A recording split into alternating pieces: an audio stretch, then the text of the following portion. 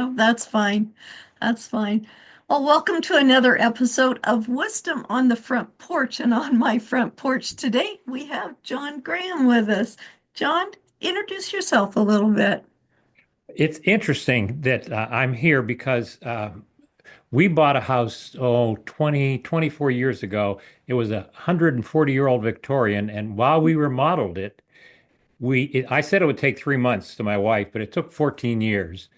What we did was we moved onto the front porch.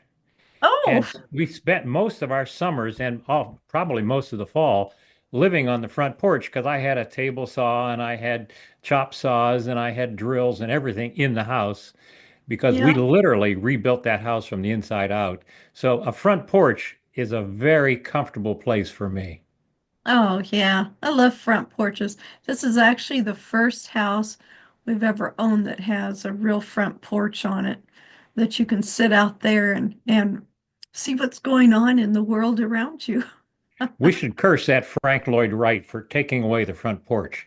Is that who did it? Well, he designed the what we call the modern ranch house, and Oh, it emphasized the interior and the backyard, but the front porch is where you didn't have air conditioning, so you sat out there. Your neighbors came by, you talked. Often, particularly in Appalachia, you played instruments, oh and yeah. you can hear Yeah. music up and down the valley from the front porch. Yeah. So Yeah. I've I'm actually not going to play anything though.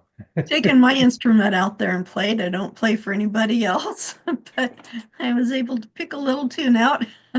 Well, I It play is the radio, nice. thank you. All right. Hey.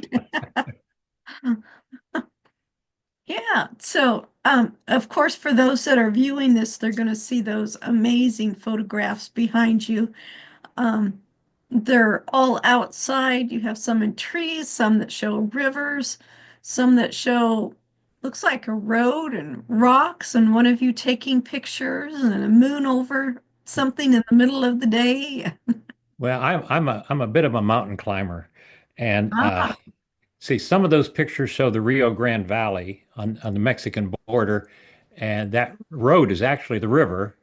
oh, And then you can see there's a right here. This is Mount Whitney oh, in the Sierra Mountains. That's 13,000 feet high, wow. and here we are in the laying under the trees in Nevada, half of the Sierras.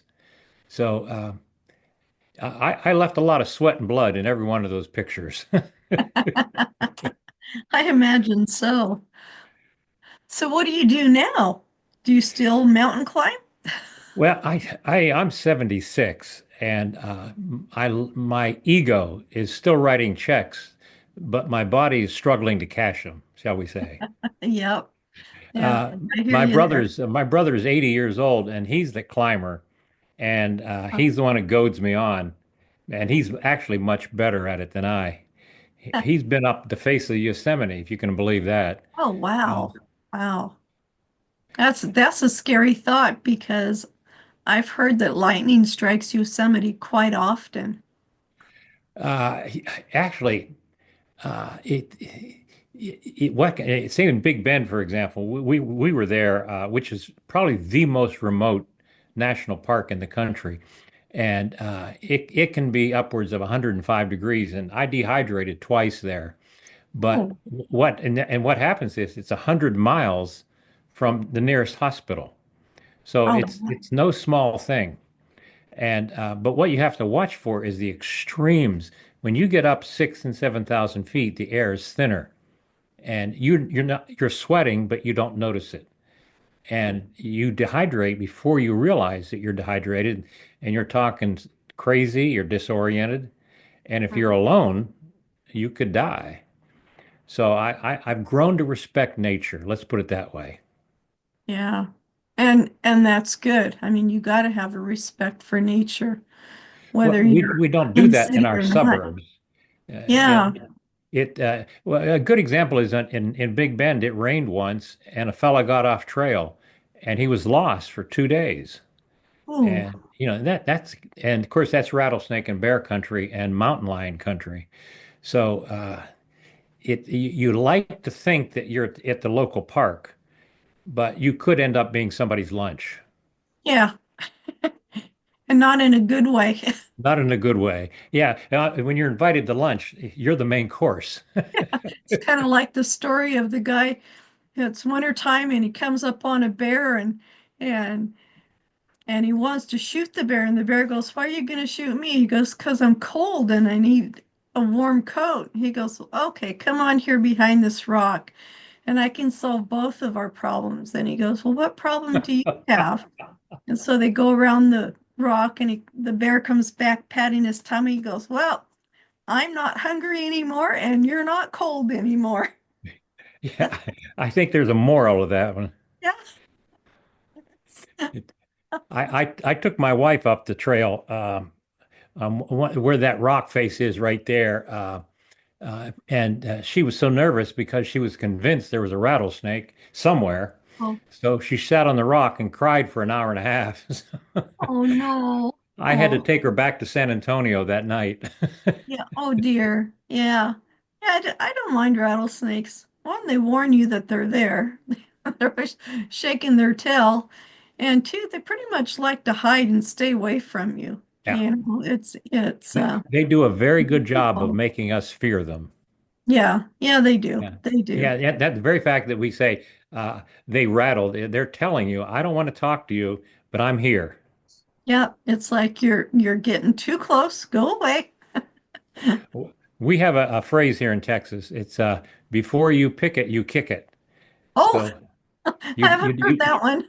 you don't pick up a rock, you don't pick up a stick, you kick at it with your boots, See and what's if under. nothing crawls out, you're okay. Yeah, because there's so many critters. You've got scorpions and snakes and who knows what else. Scorpions actually are probably worse. You know, you Yeah, take your boots off in the tent at night and you put them on in the morning, and suddenly you've got this terrible, got a friend. terrible biting sensation. Oh yeah, yeah. My husband, when I met him, and we got married, and I'm watching him, and every morning he's takes his boots and he's shaking them out, and I'm like, "What are you doing?" He goes, "I don't want any bugs in there," and I go, "Why would there be bugs in there?" And he goes, "Yeah, it's the time you think there aren't going to be any that there's going to be bugs in there." And There it's might be like, there could be a little old lady who lived in a shoe. yeah, there you go. Bunch of kids running around too. Couldn't believe Yeah, it. Mrs. Scorpion, her baby scorpions. Yeah. Well, we Yeah, we do that here in Texas with yeah. come into the kitchen at night and you flick on the light and a cockroach will go scurrying. Oh, And oh, Yankees will come down and they'll be all upset. What's wrong with his house? And I say, he lives here too. It's just that if he sticks his head out, I swat him and then I wait for the next one. yep. It's part of living in a semi-desert. Yeah, it is. It was that way in New Mexico too. Oh, Uh, much more so, I would think. Yes. yeah, and we actually had him in the rental we were at, but I haven't seen him here. Please don't come here because I just said that. But maybe it's because we've got the scorpions and other stuff here. I don't know. But we had him there too, so I don't think that's it. But Actually, yeah, the one snakes, thing, chickens around. the critter that frightens me the most, that I truly give all the respect in the world to, is a skunk. Oh Because yes. Yep. just that little thing can Yep. make your entire house Oh, uninhabitable.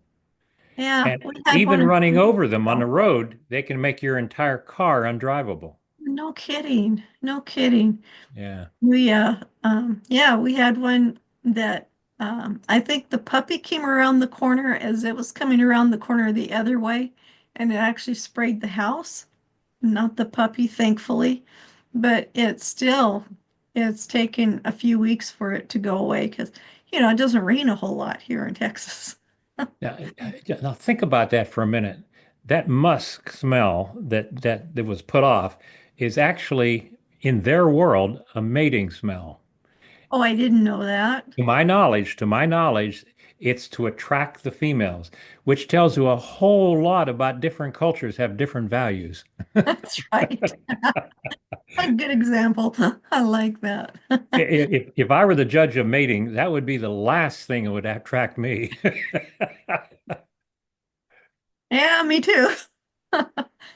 Ah, so tell us about your life in one sentence. No, it's kind of not fair. But it's like, I, gosh, you've got so much that you've done in your life, and I know you've written a book. We had you on the show. Um, I think we've had you on the show. Have you been on the show yet about your book? yes, I thought so. I thought so. Is that awful? I I've know. had so much going The on. whole these podcasts blur to me after a while too. I have to say, who am I and where am I? Yeah, there you go. Which one is this now? Yeah.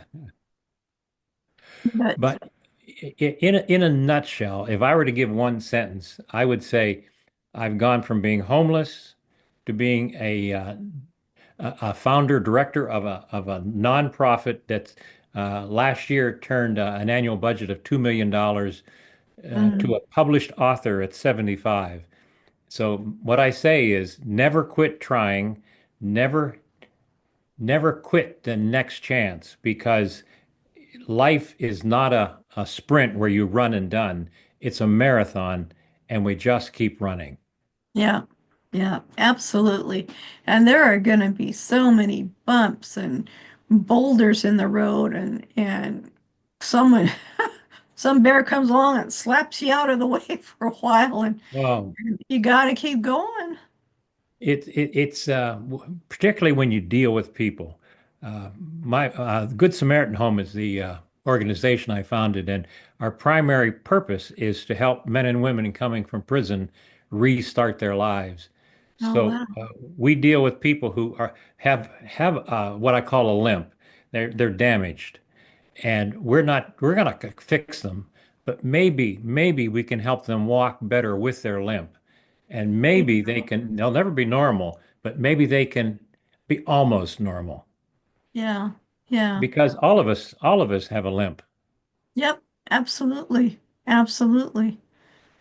That's that. Yeah, I was trying to think of another guest I had who was talking about the same thing is like we all have something, and it's how we deal with it, how we help others deal with their something, not that we're out there to fix everybody, but sometimes people need help to see something they can't see so they know how to proceed further.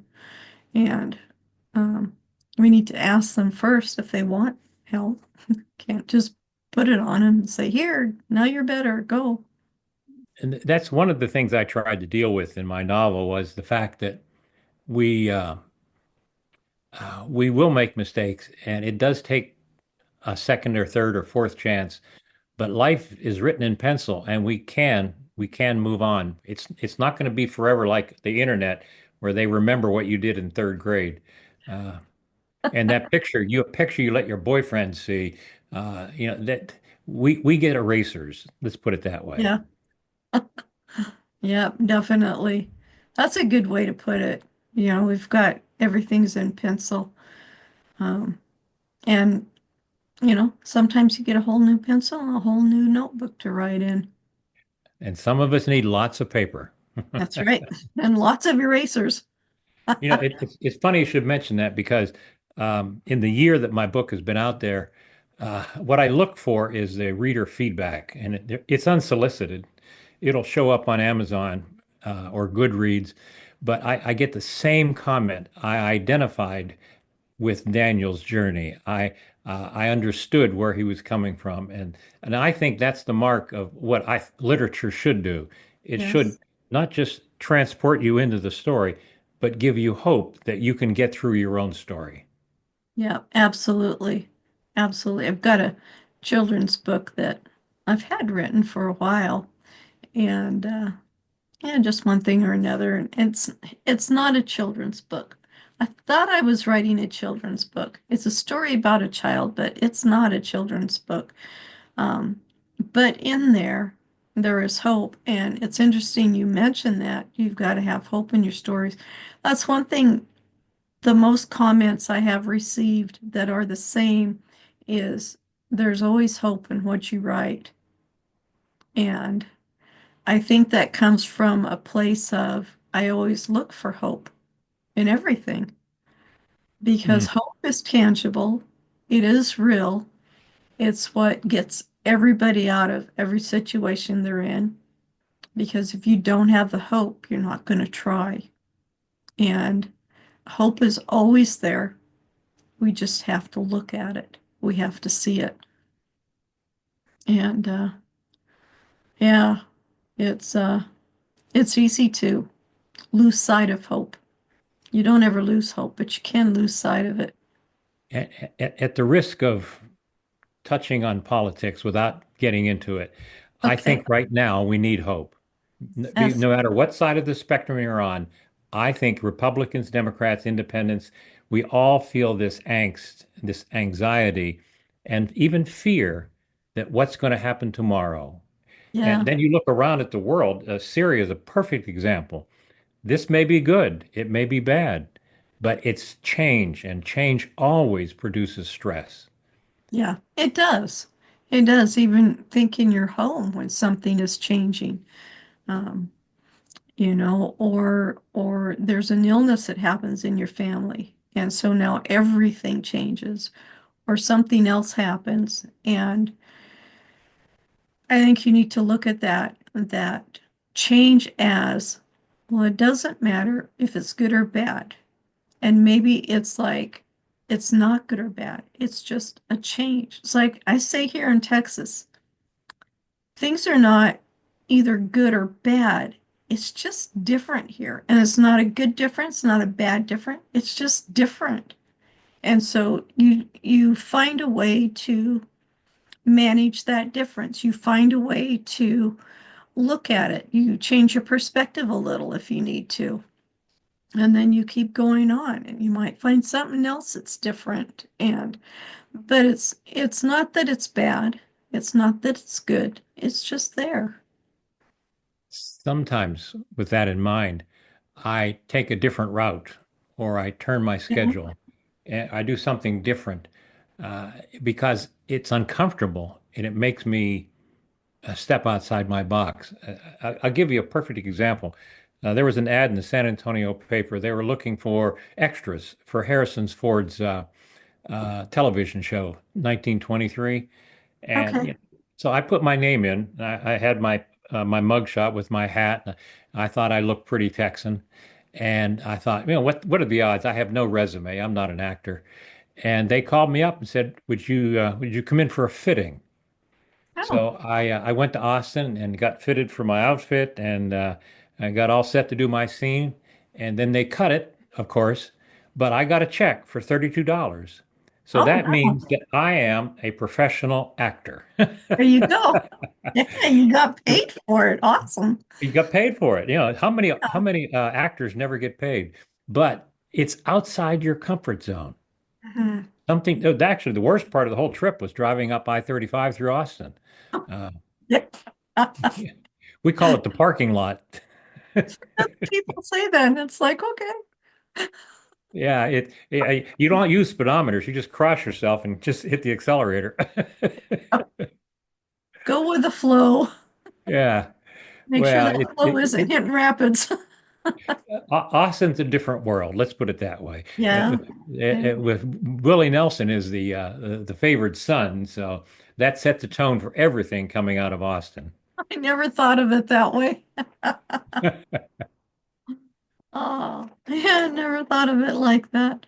Yeah, I've never been to anywhere else in Texas as far as living anywhere else. This is all that I've known. I don't live downtown. I live in one of the towns outside of Austin. And I think I've only been downtown maybe three, four times. And yeah, it's different. I actually enjoyed walking around downtown and seeing the different things, being there with a friend and one time I was there with my husband, one time I was there by myself for the Texas Book Festival, and that was pretty incredible. But it's I was amazed at all the tall glass buildings. I Yeah. thought, man, in this heat, they gotta be dying inside of there. But I know they put the protection and stuff so it doesn't get that hot from inside. But gosh, it's like, I think one day I may just go to one of those buildings just to walk all the way. all the way to the top and look out around and see it because it's even when you're at the airport and you're taking off, it's just an amazing view to see what's out there. Yeah. You have the town, but you've got all the country, you've got the lakes, and I didn't realize how many lakes were in Texas. Boy, lots of lakes. And you've got the little towns, and then you've got the horses, and you've got the forests, and you've got the rivers, and it's just really incredible to see. I came to Texas in 1983. I was in the construction business, and there was no work in the north. And I just threw my stuff in my truck, left my family up north, came because we were in debt, obviously, and I came south. And within 3 months, I had stabilized and brought my family back. And in 6 months, we paid back our debts because the attitude I found in Texas was you get a second chance if you're willing to work hard. Yeah. In fact, I did some research, and the all the earlier settlers came from Appalachia in the South. They would leave their farms that were struggling, and they would put GTT on the fence post, and they'd leave, and the Come to GTT said, Texas. "Gone to Texas." There you go. Well, look at the Alamo. You had Davy Crockett, who was thrown out of the House of Representatives. You had Jim Uh, Bowie, who was running from every bar fight, and you had Colonel Travis, who was running from his family that he abandoned. And it goes on and on and on because Texas is a place of second chances yes. if you're willing to work. Yeah. And that's And what I it's like about it. it's huge. I mean, where we live, it takes 8 hours just to go in any direction to get out of Texas. It takes 8 hours to find a Democrat. What are you talking about? I don't know. I've never looked for one. Yeah, there's my point. There's a scene on that Young Sheldon show, which the writing sometimes is superb, but they Yeah. were having a confessional, and they were saying, "Well, my sister-in-law is a practicing witch," and the other one says, "I got you beat. My brother-in-law is a Democrat." That one. That was a fun show. I admire good writing because it Yeah. transports. It doesn't slap me in the face. There's no laugh track. And Seinfeld had that type of writing. It was just well done, and you had to think while you laughed. Oh, wow. Yeah, I never thought of it that way. Yeah, Um, writing should, I think television should never be the lowest common denominator. It should be as informative as a documentary, but as enjoyable as a sitcom. yeah, yeah. Have a really good story. That's what, when I was younger, I loved storytellers. Loved to listen to them, to hear how they talked and how they thought. And they brought the emotion into it, and then they brought the excitement and the quietness and the adventure and all of that into the story. I was mesmerized by them. Um, and it's like I always wanted to be a storyteller, but I couldn't tell a story for nothing. It's like trying to tell a joke. I was so excited about the punchline, I would just blurt it out and forget the journey along the way, and or else I wouldn't remember how it went, and I would only remember the punchline. And but over the years, I must have listened well enough because now I get to tell stories. I just read a piece that Larry David and Jerry Seinfeld, who produced the show, were so neurotic about staying on script that if you went off script and ad-libbed, they would immediately stop it because that Oh, lost the momentum. uh, Because you had the story was written for the climax of that joke, the delivery of that joke. And oh, if I you get changed it. it in any way, they lost momentum. And Yeah, I think that's what made it so good is that the fact that they demanded that they stay on target. right, right. Well, we're talking about entrepreneurs on Wisdom on the Front Porch and helping them get to where they're going and offering them tools. And I think storytelling is an amazing tool to have because you want to capture people's attention. You want to hold them into your story till you bring them through the end of where you want them to go. Um, do you have any specific advice about entrepreneurs telling what they do in a way that is intriguing for people to want to know more. One thing I learned in writing and in publishing in particular, when I was trying to find agents, is you have maybe 90 seconds to sum up 10 years writing in an elevator, and you have to get somebody's attention immediately. Right. And that we always say, well, here's more. Let me give you the backstory. But you must sum it up. And I think the same thing is true when you're trying to describe what business or entrepreneurial venture you want to go on, particularly when you're trying to get backers. You have to not just give them the facts. Uh, the best example of that was when I was trying to get Good Samaritan Home through the community because there was a lot of resistance. I had to go to Mm, the city council and present the data about reentry and how safe it actually was. And it would actually make the community not just safer, but it would be economically sound for people to be here working instead of in jail and just right. taking money. But the truth was that nobody listened to my data. What I had to end up doing was writing stories for the newspaper, anecdotal stories, sometimes funny stories, just to get people's attention. And the novel was exactly the same thing. It was a fictionalized story of second chances. And now people will read that who may not agree with my politics or what we're doing, but they love the story. Oh, So wow. transfer emotion. If it's something is important to you and with this business you want to do, this dream, then give me that emotion. Let me Wow. feel why that's important. And nobody does it better than the dreamer. Yeah. Yeah, because you got to have a lot of emotion in there because that fuels your passion. And that passion is what drives you to take action to get to where you want to go, to take the next step, to keep on going when it gets tough. You mentioned that there was a lot of opposition. How do you handle something like that? How do you say, maybe I shouldn't do this? Maybe this is just too tough. I mean, I'm glad you didn't, but I'm sure you had to go through that. It was probably looking back, if I had known, I don't know what I would have done. But we started off by inviting a man in who had just been released from prison and had referred to us, and he had nowhere to go. So he came to our house, and I thought this was great. I'll share this story with the reporter who called me. Yeah. And I thought that would be a very positive thing, get the community involved. Within 2 days, there were petitions being passed around. There were ordinances being passed at the city council. There were letters to the editor. There were threats.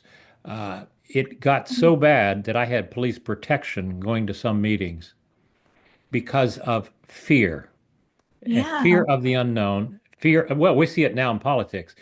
Springfield, Ohio is not far because my business is actually in Ohio. And Okay. it's Springfield, Ohio had the Haitian crisis. Mhm. And they were convinced that people who had been there for years were now eating their cats and dogs and they were going to devour their children. And it was all fear of nothing. Right. Right. And so what happened was I realized that if I believe this, then I have got to stay with it. But truth was, I had nowhere else to go. I had committed to this all my time and energy and effort. We put all our little funding into this house to remodel, Right. and we had no options. My wife worked at McDonald's, so we had a minimal salary, Oh my. and Good Samaritan Home was had no funding other than meager grants, $5,000 a year budget, and you can't live on that. And it was it was about as difficult as I could have imagined. But my son, who's a policeman, attended one of the meetings, and he said he watched how I responded to this vicious hatred that was some of the people expressed, and he said that he had never seen faith expressed in such a positive way as he did the way I said nothing back to them. Oh And wow. I thought this is what it's about. It's not about telling people what they should believe or what you believe. it's the less you say and the more you exude compassion, even for your enemies. Yeah. John Lewis said that when he's in Congress and somebody who's very critical of him, because he had been 50 years in the civil rights movement, he said, I always call those people brother, even though they don't speak to me. Because Yeah. if I don't do that, it will change me. It And I, reminds I me of think that. I think it made me. I think doing that responding according to the best of my faith Right. actually made my faith stronger and it helped me get through it. Yeah. It reminds me of that Bible verse where you you bless your enemies.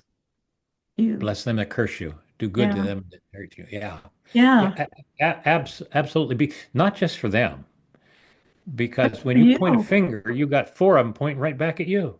Yep. That's, I did a talk one time and I talked about how, in the 70s we had the one-way stance. Everybody was one way, and that was really cool.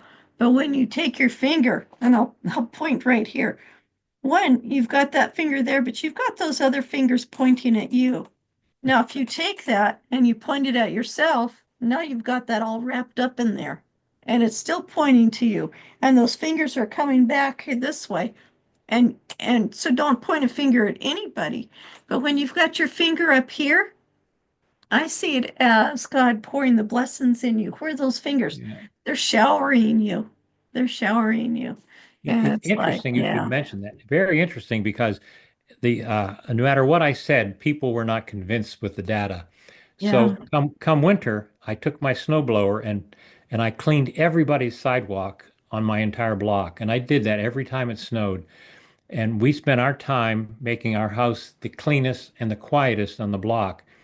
And in time, we never said a word, but in time, those same people who used to wave at us with one finger, if you know what I mean, yep. they now use all their fingers. Oh, wow. Wow. So my best sermon was a snow blower. There you go. Yeah. And sometimes it's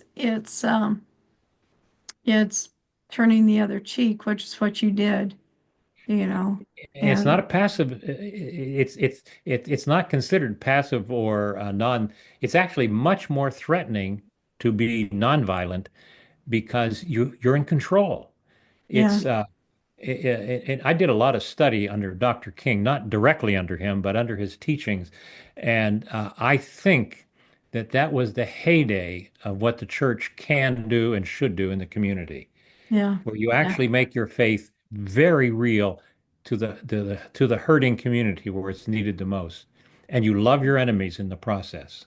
yeah. And I like that where the hurting community where it's needed the most, because that was one thing Jesus said, why are you always, he was asked, why are you always with these sinners and these really bad people? And he goes, because it's not the healthy that needs a physician, it's the sick, Absolutely, injured. and Yeah, the church attendance overall is down 20% in the United States, and the number of people, particularly my grandchildren's age, who identify as they call them nuns, or they have no religious affiliation, because they have seen nothing in the church to attract them, and I right. don't disagree with them. Yeah, yeah. And That's the and it's sad part. changed. I've watched it change and it's like Um, I was in one church a couple of years, well, would have been 3 years ago now, and they said, we really miss the people who pray together, who really pray and things happen. And why doesn't that happen anymore? And I think a lot of people have become too passive, have become too, I just want to get along with everybody. Mm, And and that's hard because when you pray, you're going to pray things are going to happen. It's sorry, it's coming that's over okay. Mine did the same thing. there. Um, When I look at I have to be careful here, but I look at politicians who have gone from far left to far right because that's where the wind went. And I don't yes, care what their view is, but I'm concerned when their view seems to be without their own believing it. And yeah, if I had done that, We have been able to house and mentor 2,500 men and women since we Oh, started. wow. If I had not done that, none of them would be out of prison today. None of Yeah. them. And it Yeah. costs $109 a day to house everybody in prison per day. So Wow. just economics alone, we can't afford to do that. Yeah. So Yeah. I think of A Wonderful Life, where Jimmy Stewart was told, George Bailey was told, none of those people that you helped were helped because you weren't here. Yeah. That the That gets me 1,500 every people in the troop time ship, I they're see all it. dead. Yeah. That story, that's a perfect example of storytelling conveying a tremendous message of the a man who has friends is the richest man in town, Yes. Yeah. and he did it by helping his neighbors. Yeah. And it's not it's strange when we moved to the last couple of places we lived is people were surprised that we were neighborly. And it's like, when did that stop happening? I mean, you help your neighbors. That's what you do. I When think it they was I think it want was air you help, conditioning. you want them to help, you know? I would say that there what we call unintended consequences. We wanted the backyard for to have some private space, but then we brought in air conditioning, and there's no Yeah. reason to go outside. Oh, yeah. And you don't go outside, you don't see your neighbors. And I may go weeks and not see anybody in my neighborhood because they're all inside. And of course, now we have the phones where you don't need even your own family. You can go into your own little zone. Yeah. Yeah. All the electronics and everything that's there. I remember as kids, it's like you all get outside and go play with the neighbor kids for a while. And it's like, Yeah, yeah, you don't come back in till the street lights come on. there you go. That was a little more before me, but is it the oh, I don't remember their names. Is it the Statler brothers that sing that song about living on the street? And that's what they did. Nobody came home. And then until the lights came on the streets, and then it was dark, you needed to go home. But then even then, their neighbors would sit on the porch after dinner and they'd sing songs and it would carry through the neighborhood and there we go, another porch. Benefits of having a porch. And Well, there are tremendous, tremendous conveniences with the things, our electronics, but yeah, we always have to ask, what is the unintended consequence? What yeah, is the yeah. cost? Was The it very Mark fact, Twain? look what we're doing. Look what we're doing right now. Oh It's yeah. wonderful. Yeah, we get to visit with each other. Wouldn't even be able to do that. I mean, I was talking with somebody from Australia today. It was great. I loved it. Um, but And Mark I don't have to Twain was travel on saying something I-35 to about get to that. you. Yeah, there you go. That, so this weekend I was at Life Surge in Austin and they were making jokes about I-35. It's like, well, I guess I don't drive it enough to know, or I drive it during the different parts of time when everybody else does. But yeah, I was saying Mark Twain, he had said something about it's really going to be a sad time when we no longer have to talk to each other in person. And it's like so true because we're all this way or we text. I mean, gosh, my daughter and I were texting each other. We weren't even texting each other. We were on Facebook. I was in my office. She was in the kitchen. I think she was getting cooking lunch or something. And so we're messaging each other back and forth. And there's anybody can see the messages. And so a friend of ours who's in another town was in there messaging back and forth. And all of a sudden we realized what we were doing and we just started busting up laughing. It's funny, but it's like, I don't know. It's a great way to stay in contact, but what have we sacrificed in the meantime? Now, And let me ask you this. Here's a scenario. okay, You're on your phone, you're at the airport, and you're talking to your friend Jack, and you got it on speaker, and you say, "Hi, Jack," Oh at the no. airport. Now, that's why the technology can be your undoing. There you go. There you go. That's funny. Oh, I love that. So I know we've talked a little bit about your book. I know we've really talked about it on the Reading Between the Words podcast, but tell us about your book. I mean, because most of our audience doesn't even know the title of it, they don't know where to get it, and they really don't know what it's about. Little background. I started to write the story when I was 25. I was homeless, living in a truck. I had a Royal typewriter, and for those younger people out there, there was no cord to it, and you had to do this, and you had to actually put paper in and click every line. But I had nothing to click because I had no story. So, but Oh, I was writing journal notes. I just wrote notes to myself, and I end up with 4,000 pages of thoughts. oh But when I wow. turned 65, I realized that I hadn't done the thing I wanted to do when I was 25. And you take Elon Musk and Mark Zuckerberg, who had reached their first million by 25. Was I a failure? Because I was now successful with Good Samaritan Home, but I didn't write my book. And that's when I realized that didn't start late. I had all of this preparation to get to the point where I had a story to tell. Yes. And so all of my mistakes became part of the story, how I overcame my mistakes.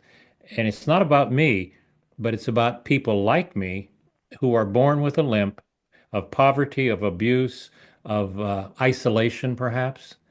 And we just, for example, how many of us were taught how to study in high school so that we could be prepared for college? I wasn't. Nope. We survived. I wasn't prepared for life after high school. That's right. You grow up and just get through. And Yeah. in my world, you would get up, go to high school, graduate, go to the factory, and then you spend 30 years, have a couple kids you don't know, and then you die. You retire and die. Yeah. How sad. And so I wanted to write a story about second chances because that was the work we do with Good Samaritan Home. But I wanted to tell a story that people would listen. And it's called Running as Fast as I Can. And the concept is that some of us are running fast. We just can't catch up because we can't even see the starting line. We Yeah. don't know the rules. We don't know what to do. So we're self-taught. And that was fine in 1809. You could teach yourself like Abraham Lincoln. But it doesn't work today when Right. everything is based on your clicked off, checked off degrees, or even the skill set that your parents would teach you how to even look for a job. Right. Right. And so I talked about Daniel Robinson growing up in that sort of neglect and abuse, and he particularly when you factor in sexual abuse. And like Daniel said at one point, there are some things they say you get over them, but you never do. And Right. Daniel spent his entire life trying to learn to walk with a limp. And what happened was he did find happiness eventually, but even happiness has its gray side because you bring your baggage into it. Right. And in the end, without giving a spoiler, it does end well, but there's always a sad part to ending well, Yeah. and that's reality. Yeah. And it's gotten several inspirational awards, 26 awards in all. But the concept is that people are reading it and saying, "I felt Daniel," and I think it's a summation of what we all sometimes feel about.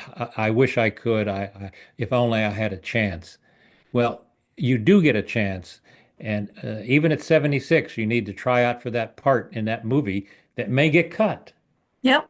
but But that's you did okay. it. But you just try out. So Yeah.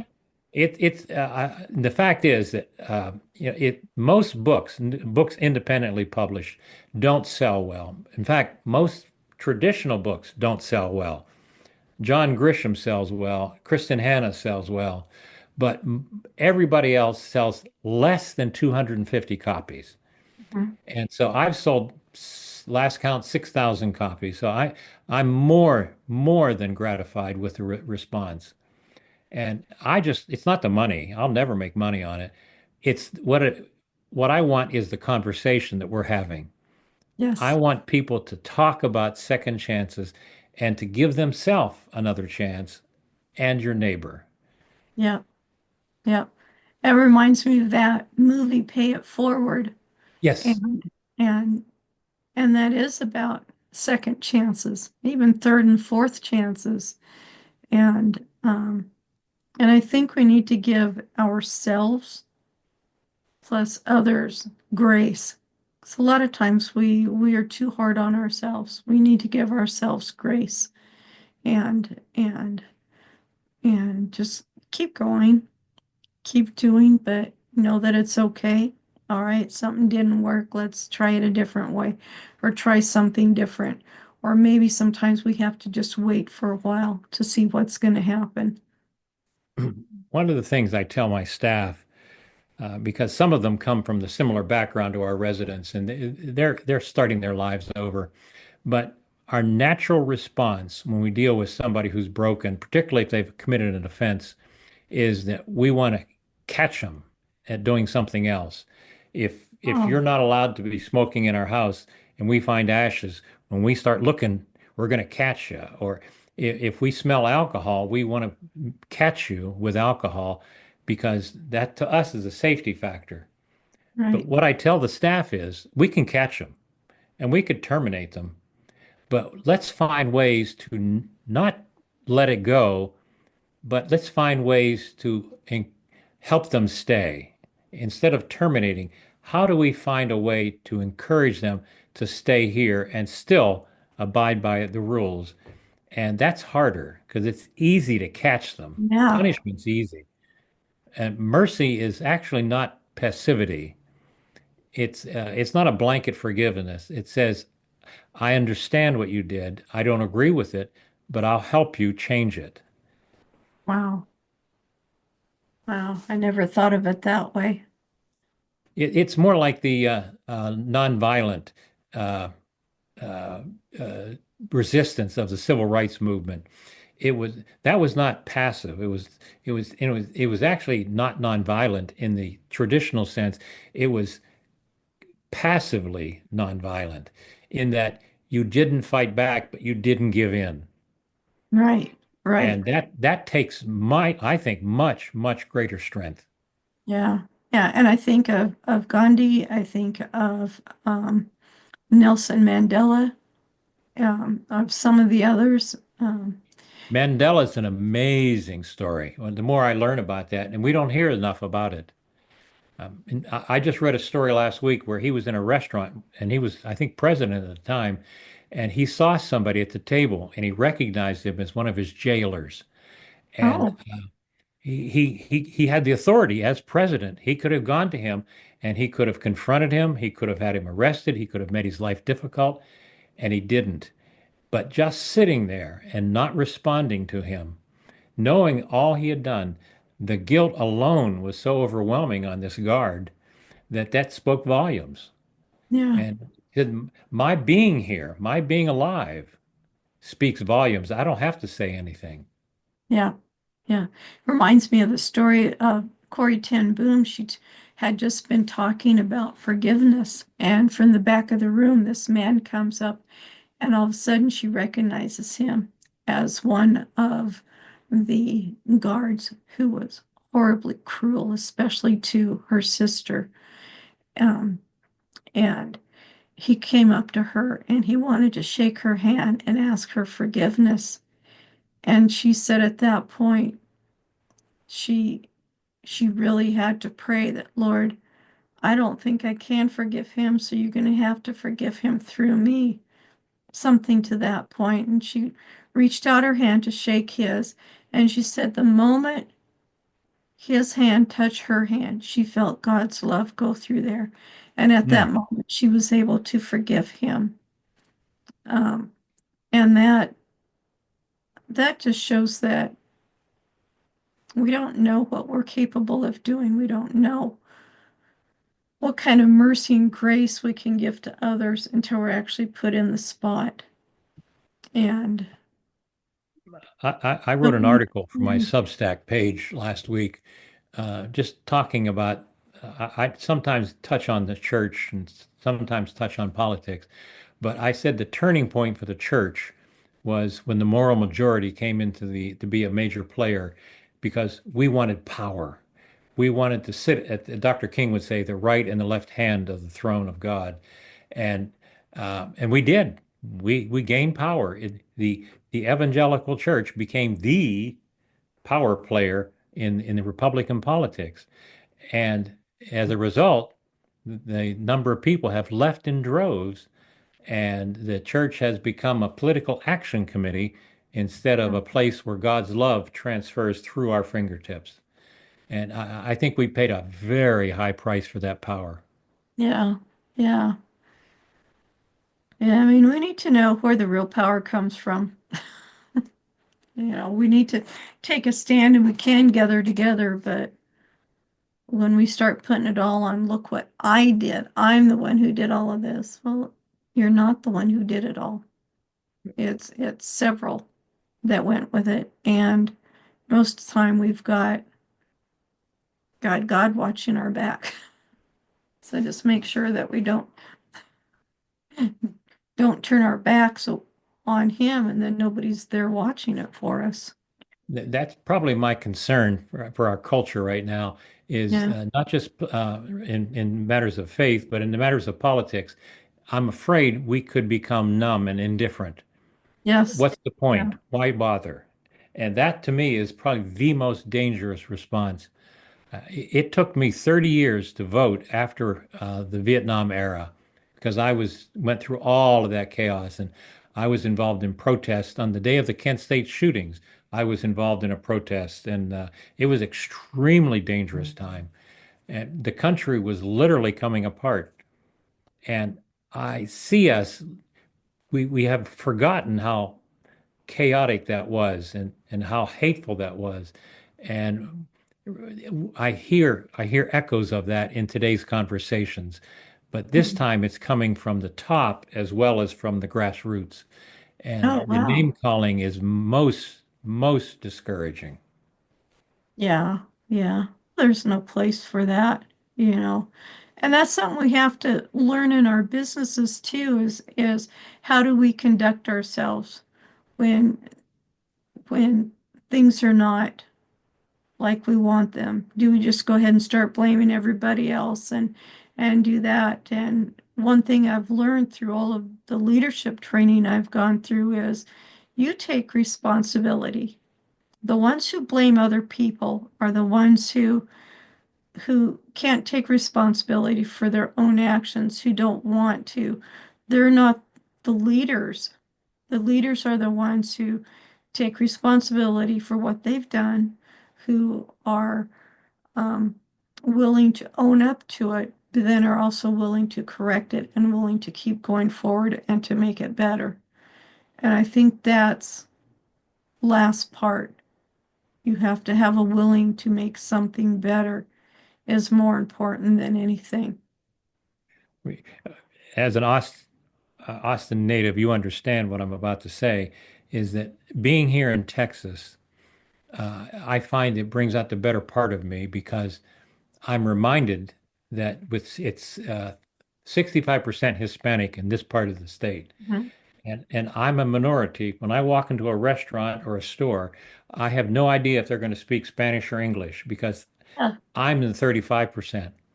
And I look around me, and when say I'm in church, I'll see brown face after brown face, and I'm the only Anglo for probably the entire church. And I thought, this is the way it should be, because it Yeah. reminds me that it's not my country, it's our country. And, Right. and I find the Hispanic community to make me a better person. And the very fact that it's different is exactly what I need. Yeah. I was just telling a friend of mine today, um, I was on a Zoom call and we had someone from South Africa. We had someone from the UK and then another part of the UK. We had someone from another country. and I'm listening to these voices that are so different from each other. And the first thought that comes into my head, I can hardly wait till I get to heaven and I get to hear everybody's voices. And we're all going to be singing, and it's going to be voices from every part of the world. And it's going to be amazing just to hear everybody. I love it. I love all the different aspects of being different. It's wonderful. Well, my only concern is that there'll be a lot of drums, and don't want drums in heaven. Sorry. I need, a flute, guitar maybe, but no drums. I don't know, I think drums are kind of cool. They're kind of loud. I don't, that would be a problem though, you know? I don't Well, know. I spend my time in, I like to go to a monastery and just to breathe it I, in. yeah, yeah. Well, I think there'll be that time too. Thank you. There you go. There you go.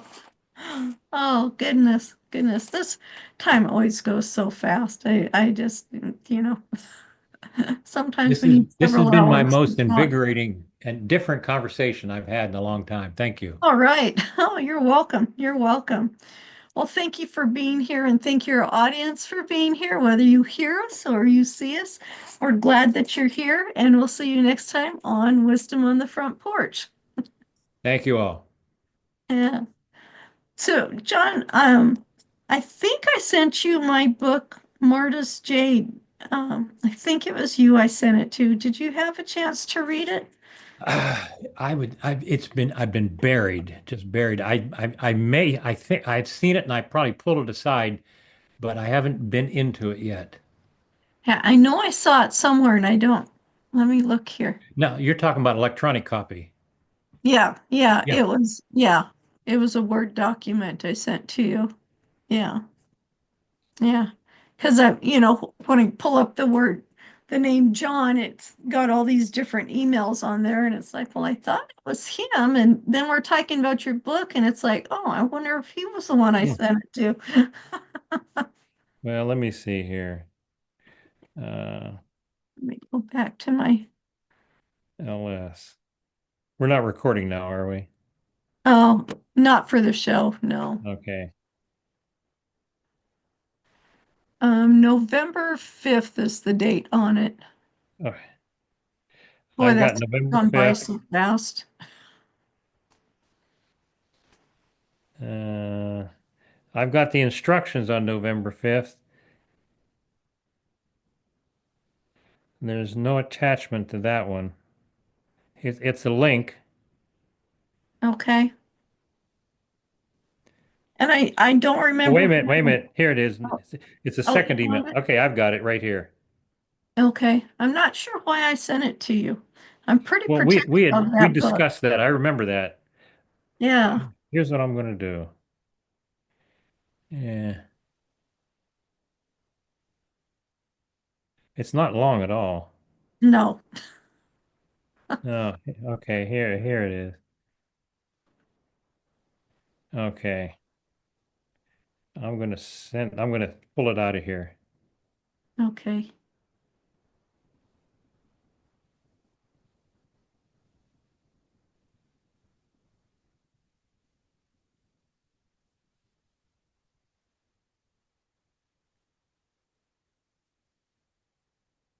I just finished reading another book last night, so your timing is good. Oh, good. Yeah, excellent. Yeah. Let me pull that out. Looks like it's a little sit down read. Shouldn't take that long.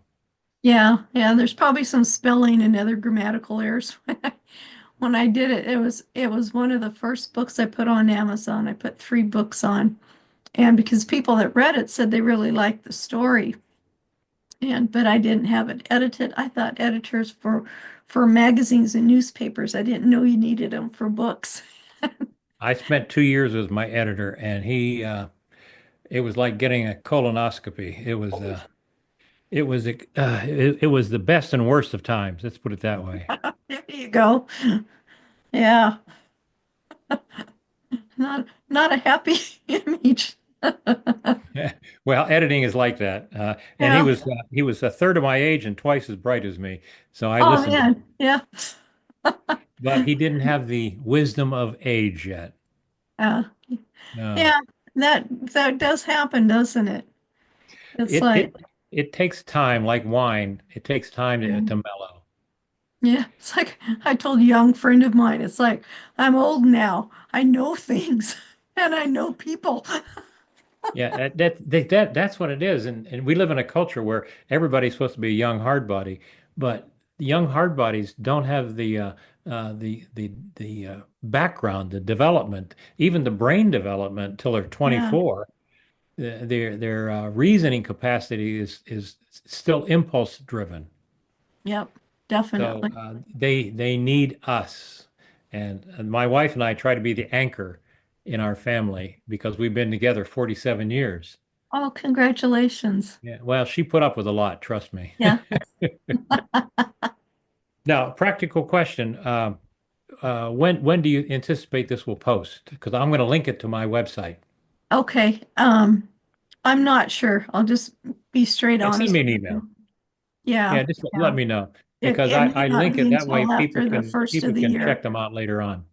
Yeah. Yeah. It may not be till the first of the year. That's not a problem at all. Now, Okay. would it be possible to pull a clip from it to use on to promote it on my Oh, end? yeah. In fact, I'll put clips on the different social media sites too. Okay. So yeah, Yeah, if they're people don't sit down not, for an hour, but they will take a 2 and 3 minute clip of one discussion, yeah. and that may lead to somebody taking the whole thing. Okay. Yeah. We can maybe talk about what clips I've got. You'll just have to remind me about that. Well, also I can do it through ClipCut. Okay, there you go. Yeah, the AI at its best, but what it does is it'll pick it up and I can reject or accept, but it'll take the whole thing. I'm just learning how to do that, but Good. it seems to work well on social media. Okay. That's excellent. That's good to Excellent. know. Thank you Yeah. so much for tonight. Oh, thank you, John. I really appreciate you being here. Okay. Good night Okay, good now. night. Thank you for joining us today on Wisdom on the Front Porch with your host, LS Kirkpatrick. You can find us on our website, wisdomonthefrontporch.com, see previous episodes of the podcast, and view issues of the magazine. Did you know you can submit questions, leave reviews, or suggest topics? You can also tell us where your favorite front porch location is and what it means to you.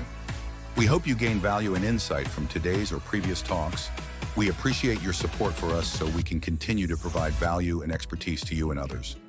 Subscribe to Wisdom on the Front Porch magazine and join in next week when we bring you another great insight into the world of entrepreneur culture and lifestyle. Make today a great day. Always believe that something wonderful is going to happen.